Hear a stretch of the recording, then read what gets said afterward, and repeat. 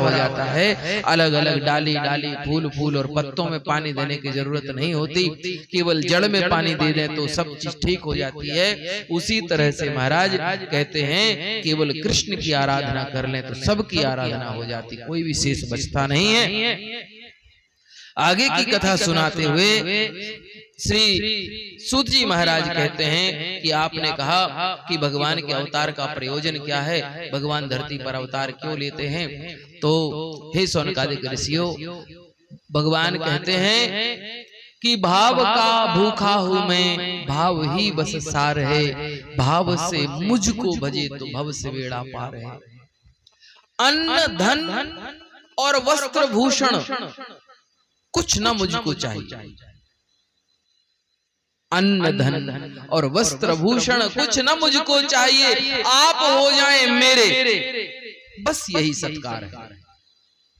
भाव बिन कुछ भी तू देवे, मैं कभी लेता नहीं, भाव से एक फूल भी दे तो मुझे स्वीकार है। बांध लेते भक्त मुझको प्रेम की जंजीर में, इसलिए इस भूमि पर होता मेरा अवतार है। भाव का भूखा हूं मैं, भाव ही बस सार है, भाव से मुझको भजे तो भव से बेड़ा पार है। मैं धरती पर इसलिए आता हूं क्योंकि भाव में भर करके मुझे जो पुकारते हैं, मैं उनकी पुकार को, उनकी टेर को सुन करके उनके पास चला जाता हूं। ये मेरा स्वभाव है, इसलिए मैं धरती पर अवतार ले। अवतार का प्रयोजन यही है कि मैं, मेरे भक्त भाव में भर करके मुझको पुकारते हैं तो मैं उनकी भाव भरी पुकार को सुनकर उनके पास चला जाता हूं। अगले प्रश्न में आपने पूछा था कि भगवान के अवतार कितने हैं, तो मैं आपको बता दूं भगवान के तो वैसे असंख्य अवतार हैं जिनकी संख्या करना संभव ही नहीं है।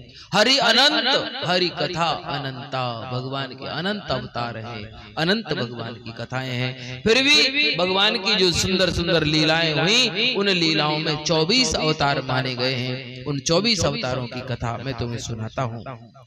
हे शौनकादिक ऋषियों, भगवान का पहला अवतार हुआ है सनक, सनंदन, सनातन और सनत कुमार के रूप में पहला अवतार हुआ भगवान। 4 ऋषि हुए हैं जो पंचहायन समायुक्ता ब्रह्मा जी के मानस पुत्र हैं। ये 5 वर्ष की अवस्था ही इनकी रहती है, 5 वर्ष से कभी छठे वर्ष में नहीं जाते, ये सदा 5 वर्ष के बालक की ही तरह दिखाई देते हैं। ये सबसे ज्येष्ठ और अग्रज है और इनका एकमात्र कार्य है कथा मात्रैक जीवना, सदा कथा में व्यस्त रहते हैं, कथा में ही निमग्न रहते हैं, कथा से हट करके कोई कार्य नहीं करते। ये सनकादिक मुनि हरि शरणम हरि शरणम हरि शरणम, इनका एकमात्र मंत्र भी यही है।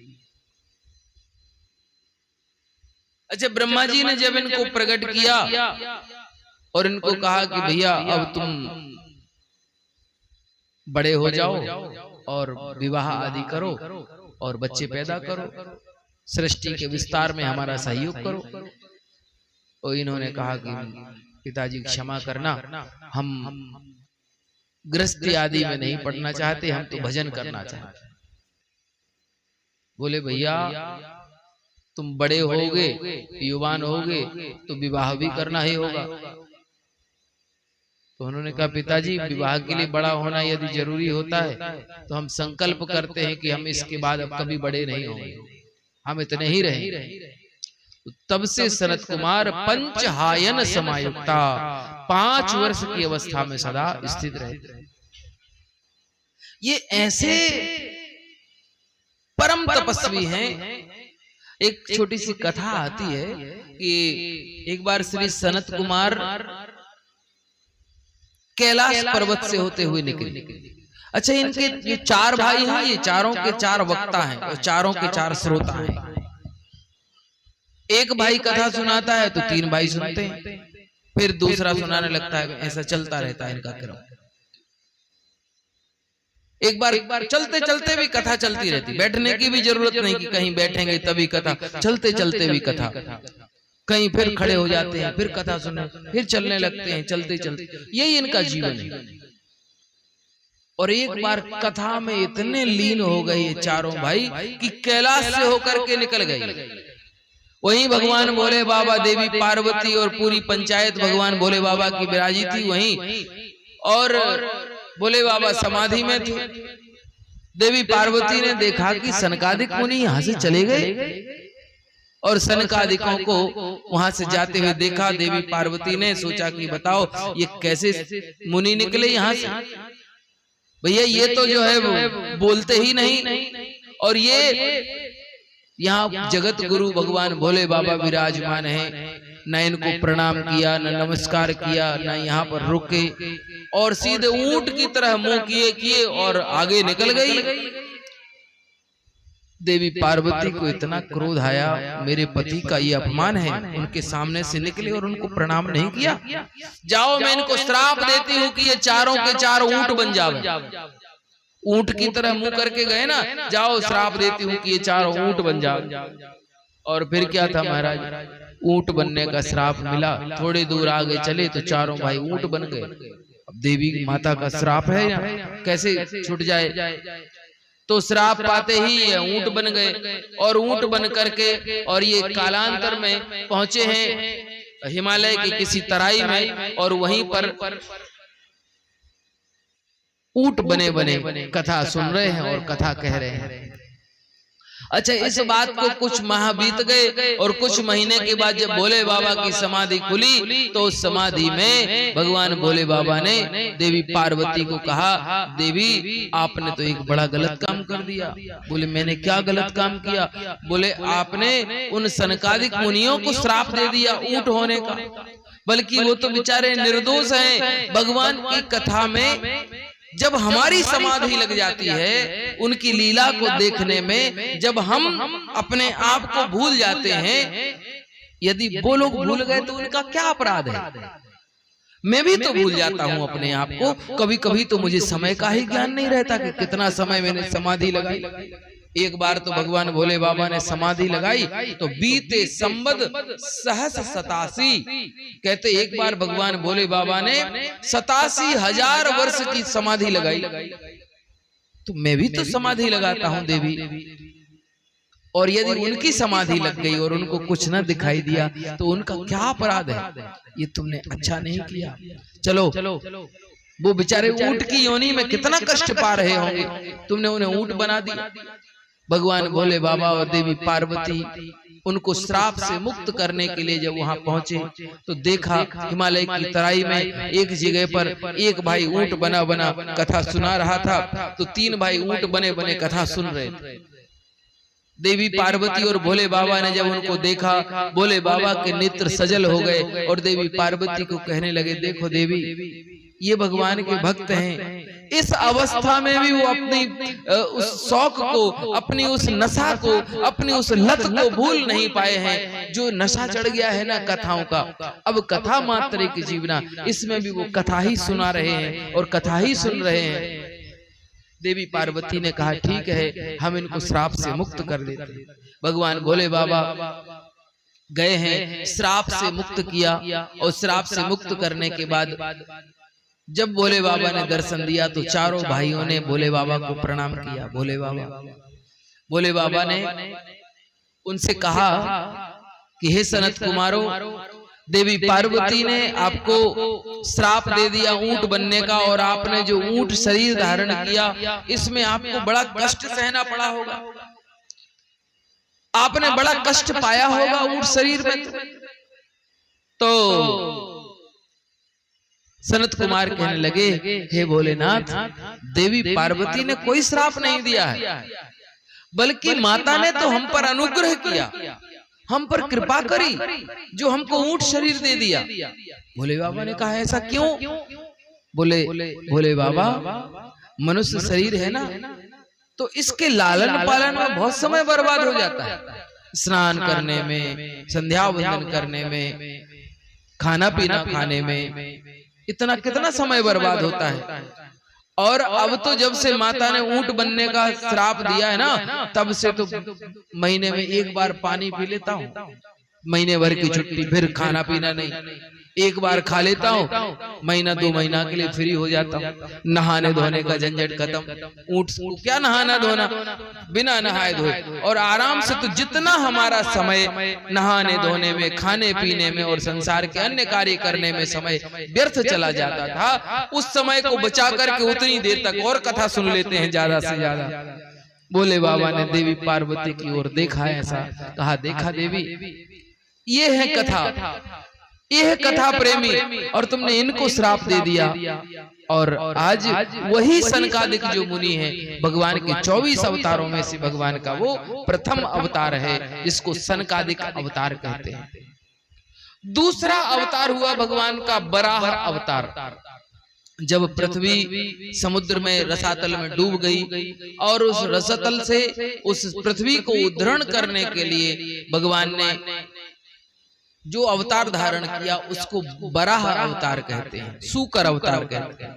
और उसी अवतार में भगवान ने हिरण्याक्ष का वध किया है। तीसरा अवतार हुआ भगवान का श्री नारद अवतार। नारद जी को केवल इधर उधर लड़ाई झगड़ा कराने वाले बाबा जी के लिए ही, उनके बारे में ऐसी इमेज लोगों ने बना रखी है ना नारद जी की, कि वो सिर्फ लड़ाई झगड़ा ही कराते रहते हैं, इधर की उधर करते रहते हैं। तो ऐसा नहीं है, भगवान नारायण के अवतार हैं श्री नारद जी, और भगवान नारायण के मन के अवतार हैं नारद जी, मन के अवतार। जो जो कार्य भगवान अपने मन में विचार करते हैं, नारद जी उस विचार को मूर्तिमान स्वरूप दे देते हैं। वह नारद का काम है, भगवान की सोच को मूर्तिमान बनाना ये नारद का काम है। इसलिए तीसरा अवतार भगवान का नारद अवतार है। चौथे अवतार में भगवान ने नर नारायण अवतार धारण किया और जीवन भर घनघोर और कठोर तपश्चर्या की, और संसार वालों को ये संदेश दिया है कि जीवन में यदि आप सफलता पाना चाहते हो तो जीवन में कठोर तपश्चर्या बहुत आवश्यक है। जिसके जीवन में कठोर तपश्चर्या है, उसको सारा संसार फूल की तरह दिखाई देगा, और जिसके जीवन में तपस्या नहीं है, जिसके जीवन में परिश्रम नहीं है, उसके जीवन में सुख भी नहीं है। महाराज पांचवा अवतार भगवान का जो हुआ वह कपिल देव अवतार हुआ। कपिल श्री कर्दम ऋषि और माता देवहूति के गर्भ से भगवान ने कपिल के रूप में अवतार लिया और अपनी माता को सांख्य शास्त्र का उपदेश किया है। ये कपिल अवतार।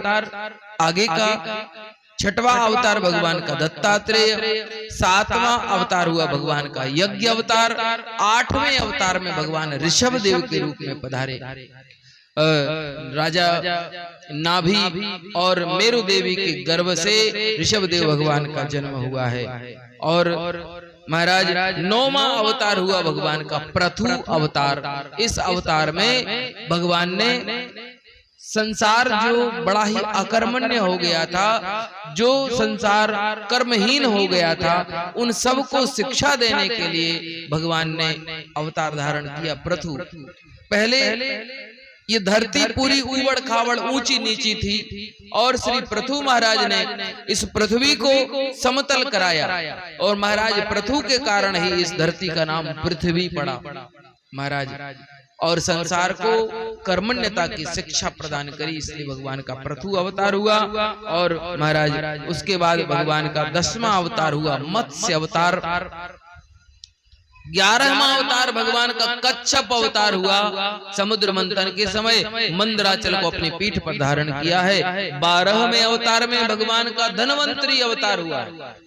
धनवंतरी के रूप में आयुर्वेद लेकर के हम सबको प्रदान किया है। हमारे आरोग्य के लिए जो है बहुत सारी औषधियों का निर्माण करने वाले अमृत लेकर के समुद्र से भगवान धनवंतरी का अवतार हुआ। 13वां अवतार भगवान का मोहिनी अवतार। 14वां अवतार भगवान का नरसिंह अवतार हुआ है। और 15वें अवतार में भगवान वामन बन करके पधारे हैं और राजा बलि से 3 पग भूमि की याचना करने पर तीनों लोक नाप लिए हैं। और 16वें अवतार में भगवान परशुराम जी के रूप में पधारे। और जो उद्दंड और जो उद्दंड क्षत्रिय थे, जो वेद को ना मानने वाले, ब्राह्मणों को ना मानने वाले, ऐसे उद्दंड क्षत्रियों का संहार किया। 17वें अवतार में भगवान वेद व्यास जी आए हैं, 18वें अवतार में प्रभु श्री राम, और 19वें अवतार में श्री बलराम जी महाराज, 20वें अवतार में भगवान श्री कृष्ण पधारे हैं, 21वां अवतार भगवान का हरि अवतार हुआ है, 22वां अवतार भगवान का हयग्रीव अवतार हुआ है, हंस और हयग्रीव अवतार, 23वां अवतार भगवान का बुद्ध अवतार है, और 24वां अवतार भगवान का कल्कि अवतार है। ये कल्कि अवतार अभी तक हुआ नहीं है। कल्कि अवतार कालांतर में भगवान, ये कहते कलयुग का जब चौथा चरण प्रारंभ होगा, उस समय भगवान संभल ग्राम में विष्णु यश ब्राह्मण के घर में जो है उनकी पत्नी के गर्भ से अवतार धारण करेंगे। तो ये भगवान के 24 अवतार हैं। इसमें 8 अवतार भगवान के जो है वो ज्ञान योगी हैं, जिसमें भगवान ने ज्ञान दिया है। 8 अवतार भगवान के कर्म योगी हैं, जिसमें उन्होंने कर्म करके शिक्षा दी, कैसे कैसे कर्म करना चाहिए। और 8 अवतार भगवान के भक्ति योगी हैं, जिसमें भगवान ने स्वयं भक्ति करके बताया है कि भक्ति कैसे करनी चाहिए। तो इस तरह से भगवान के 24 अवतार हुए हैं, और 24 अवतारों में जो जो लीलाएं हुई हैं, हे शौनकादिक ऋषियों, पूरी भागवत में तुमको वह लीलाएं सुनाई देगी। एक एक अवतार की सुंदर सुंदर कथा वहां पर आएगी। तो हमें बड़े भाव के साथ में उस कथा को सुनना है। आगे की कथा में श्री जब सुखदेव जी के जन्म की कथा को बोल दिया, तो फिर परीक्षित जी के जन्म की कथा को भी यहाँ पर वर्णन किया गया है। कहते हैं नारायण के पुत्र हुए श्री ब्रह्मा जी, ब्रह्मा जी के पुत्र हुए श्री वशिष्ठ ऋषि, वशिष्ठ ऋषि के पुत्र हुए श्री शक्ति ऋषि, शक्ति ऋषि के पुत्र हुए श्री पराशर ऋषि, पराशर जी के पुत्र हुए श्री व्यास जी, व्यास जी के पुत्र हुए कौन? श्री सुखदेव भगवान। ये सुखदेव जी के वंश की परंपरा है। उसी तरह श्री परीक्षित जी के वंश की परंपरा है कि पांडवों के पांडु महाराज और उन्हीं के वंश में जो पांडव हुए और उन्हीं के पुत्र अभिमन्यु हुए, और अभिमन्यु की पत्नी उत्तरा के गर्भ से परीक्षित जी का जन्म हुआ है। तो बोले महाराज यह कथा थोड़ी हम विस्तार से जानना चाहते हैं, कृपा करके यह कथा सुनाइए। तो यहाँ बड़ी सुंदर एक कथा बताई कि यदा मृदे कौरव सृंजयाना वीरे स्वथो वीरगतिं गतेषु वृकोदरा विद्यगदा विमर्श भगनो रुदंडे धृतराष्ट्रपुत्रे, भगनो रुदंडे धृतराष्ट्रपुत्रे। यदा मृदे कौरव सृंजयानां वीरे स्वथो वीरगतिं गतेषु। उस कौरवों के महारणांगण में बहुत सारे वीर जब वीर गति को प्राप्त हो गए, काल के कवल बन गए, काल के कौर बन करके, और उनके पेट में ही गाल में, काल के गाल में समा गए। बड़े बड़े वीर वीर गति को प्राप्त हो गए। युद्ध का अंतिम दिन था। उस अंतिम दिन में दुर्योधन और भीम का गदा युद्ध हुआ, और उस गदा युद्ध में भीम ने दुर्योधन की जंघा को तोड़ दिया, और दुर्योधन घायल हो गया। सूर्यास्त हो गया, और सूर्यास्त होते ही सूर्यास्त और युद्ध विराम का शंखनाद हुआ। सारे के सारे बचे हुए सब अतिरथी महारथी सबके सब अपने अपने शिविरों में लौट गए। दुर्योधन वहीं पर पड़ा हुआ है, अभी मरा नहीं, अधमरा है। रात्रि का समय,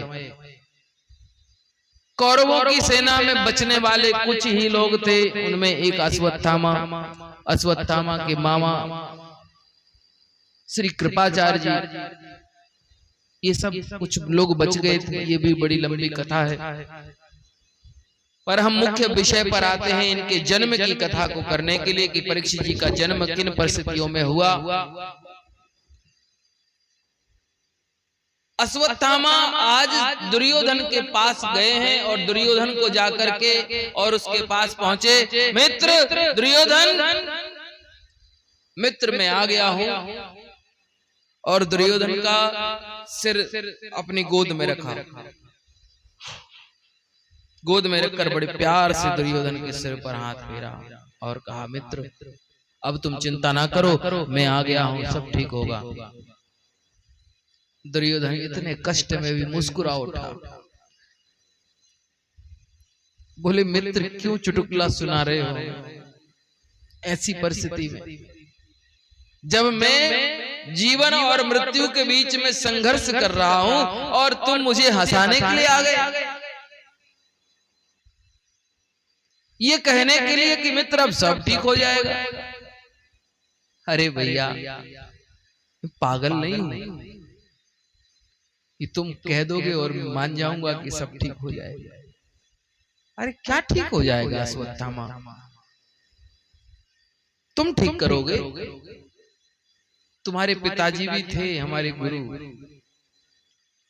वो भी ठीक नहीं कर पाए और वो भी चले गए, काल के गाल में समा गए। हमारे पितामह भीष्म जैसे अतिरथी वीर, जो महादेव जी को भी संतुष्ट कर दे अपने युद्ध बल से, इतने बड़े वीर पितामह भीष्म भी नहीं रहे। और गुरु परशुराम जी का परम शिष्य और संसार का विशिष्ट धनुर्धर दानवीर कर्ण जैसा मेरा मित्र, वो भी नहीं मेरे पास। और तो जाने दो अश्वत्थामा, 100 भाई थे मेरे, अब कोई नहीं। इतने बड़े बड़े महारथियों के साथ रह करके भी हमारा अच्छा ना हुआ और अब कोई नहीं बचा और मैं भी आधा मर गया हूं, अधमरा हो गया हूं, और तुम कहते हो अब अच्छा हो जाएगा। इतना भी पागल नहीं हूं अश्वत्थामा कि तुम जो कहोगे मैं मान भी जाऊंगा। कैसे अच्छा हो? अरे जीवन भर एक एक कामना रही कि मैं पांडवों को मरा हुआ देखूं। और अश्वत्थामा सच बताऊं, हमने जितना इन पांडवों का बुरा चाहा ना उतना ही उनका अच्छा हुआ। हमने क्या नहीं किया इन पांडवों के लिए, एक से एक षड्यंत्र किए। जब हम तुम्हारे मामा के यहाँ पढ़ते थे ना, कृपाचार्य के यहाँ गुरुकुल में, छोटे बच्चे थे, और उस समय जब हम तुम्हारे मामा के गुरुकुल में पढ़ा करते थे तो उस समय हमने इस भीम की खीर में जहर मिला करके इसको पानी में फेंक दिया, नदी में, और फेंका नदी में था और वो नागलोक चला गया और पता नहीं वहां कौन सी ऐसी खीर खिला दी उसको कि उसके अंदर 60,000 हाथियों का बल आ गया। हमने चाहा बुरा था और हो गया उनका अच्छा।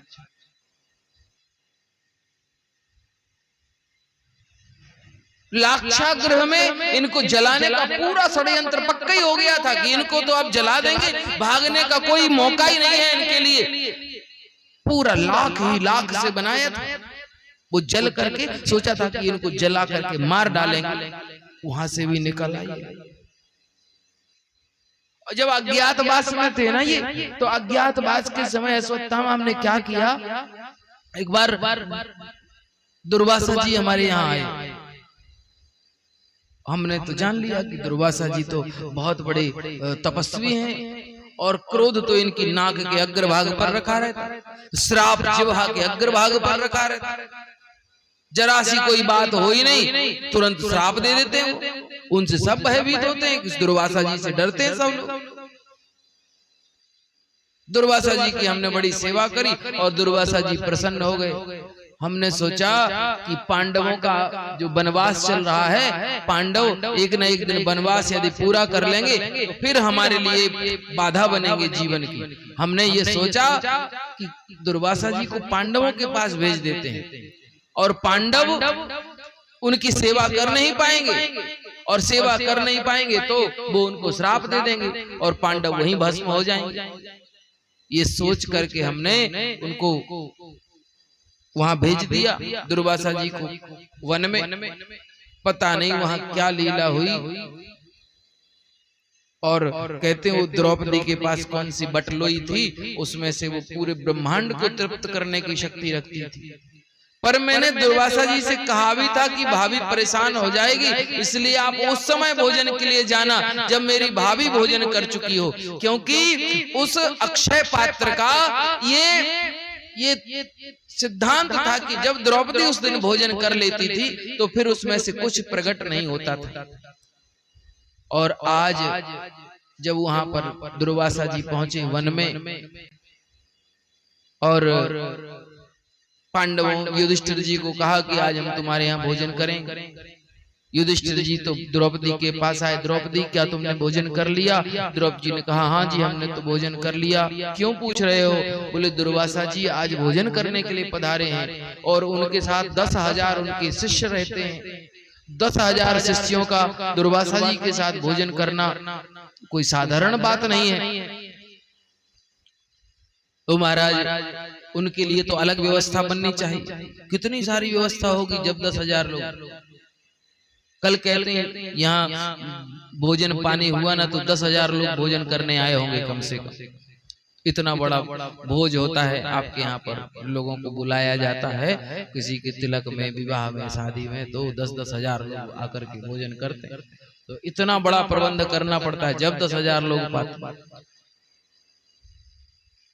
द्रौपदी तो कहने लगी भगवान क्या बताऊं, मैंने तो भोजन कर लिया है। तो बोले अब क्या होगा? तो बोले अब तो एक ही उपाय है, एक ही है, मेरे जितने भी काम बिगड़े हैं आज तक जिन्होंने संभाले हैं उन्हीं को बुलाते हैं। और ध्यान लगाया, नेत्र बंद किए और द्वारकाधीश का स्मरण किया। द्वारकाधीश प्रकट हो गए और द्वारकाधीश आकर के कहने लगे अरे बहन बहुत जोर की भूख लग रही है, लाओ जल्दी से कुछ दे दो खाने के लिए। द्रौपदी भगवान की तरफ देखती है, प्रभु आप भी मजाक करने आए हो? प्रभु कुछ है ही नहीं बटलोई में, साफ हो गई है। बोले लाओ तो सही बटलोई, कुछ तो होगा देखते हैं। और जब बटलोई को ऐसे देखा तो उसमें चावल का एक सीत चिपका हुआ था, एक कण चिपका हुआ था छोटा सा। और भगवान ने उस कण को निकाला और अपनी जिह्वा पर रखा और देखा। अच्छा, भगवान का एक नाम है विश्वम्भर। विश्वम्भर का मतलब होता है विश्व का भरण करने वाले। और जैसे ही भगवान ने उस चावल का एक अग्र भाग रखा और भगवान के अंदर रहने वाला समस्त ब्रह्मांड जो विश्व है वो तृप्त हो गया। और जब ब्रह्मांड तृप्त हुआ तो दुर्वासा जी कहाँ बचे? उसी ब्रह्मांड में तो वो भी रहते हैं 10,000। अब नदी में स्नान कर रहे थे, स्नान करते करते डकारें आने लग गई उन लोगों को। अब गुरुजी से चेला लोग कहते हैं गुरुजी हमारी तो बिल्कुल भी इच्छा नहीं है भोजन करने की। अब उनके यहाँ निमंत्रण, वहां पर भोजन की बात करके आ गए, उन लोगों ने तैयारी कर ली होगी। दुर्वासा जी कहते हैं यही हाल तो हमारा भी है, हम पे तो चला नहीं जा रहा, इतना पेट भरा है, पता नहीं कैसे इतना पेट भर गया है। बोले गुरुजी अपन को अगर और खिला दिया ना उन लोगों ने, पेट फट जाएगा हम लोगों का, अब तो इतना सा भी नहीं खा सकते। कई लोग कहते हैं ना खिलाते खिलाते इतना खा लिया। बोले भैया अब तो हाजमोला की गोली खाने की भी हिम्मत नहीं है। हाँ, वो जो हजम करने वाली गोली है वो भी नहीं खा पाएंगे। तो कहते हैं दुर्वासा जी वहां से भी भाग के चले गए, पांडवों के पास लौट करके नहीं गए। दुर्योधन कहता है कि हमने जितना इनका बुरा चाहा पांडवों का उतना ही उनका अच्छा हुआ, और तुम कहते हो कि अब सब अच्छा हो जाएगा। तो अब तो अच्छा कुछ होगा नहीं, अब क्या अच्छा होगा? ऐसा सोच करके और कहने लगे जीवन भर मेरे मन में एक ही कामना थी कि मैं इन पांडवों को मरा हुआ देखूं। तो बस ऐसा सोचने के लिए क्या बताऊं, आज अश्वत्थामा ने कहा मित्र तुम चिंता ना करो, तुम्हारे मन में यदि यही कामना है, संसार के लोग हमको कायर कहेंगे सुन लूंगा, पर मित्रता के लिए कहते हैं सोते हुए को मारना नहीं चाहिए। ये बड़ा ही पाप का कार्य है, ये वीरता का लक्षण नहीं है। परंतु तुम्हारे लिए मैं यह अपमान भी सहन कर लूंगा, संसार के लोग मुझे गाली देंगे, मैं यह भी सह लूंगा, लेकिन तुम्हारी यह कामना को पूरा करूंगा। तुम वचन दो कि जब तक मैं लौट के ना आऊं तब तक तुम प्राण नहीं त्यागोगे। दुर्योधन ने कहा ठीक है, मैं वचन देता हूं। और अश्वत्थामा आज चला गया है उस स्थान पर जहां पांडवों के शिविर लगे हुए। लेकिन रात में तो एक बात से गजब ही हो गया। यहाँ ये जो महाभारत का युद्ध